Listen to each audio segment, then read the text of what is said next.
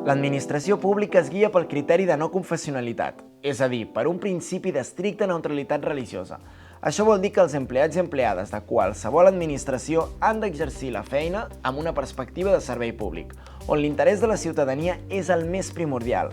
Han d'abstenir-se de qualsevol conducta que comprometi la seva neutralitat.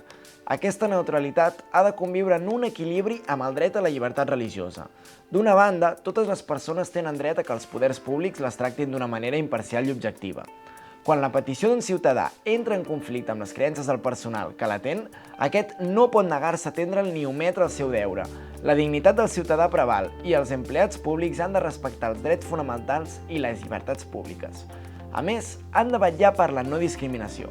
D'altra banda, en general, les persones treballadores de l'administració pública tenen dret a vestir en coherència amb les seves conviccions i a dur simbologia religiosa, sempre que aquesta sigui respectuosa amb els drets de la resta i no comprometi la neutralitat de la institució.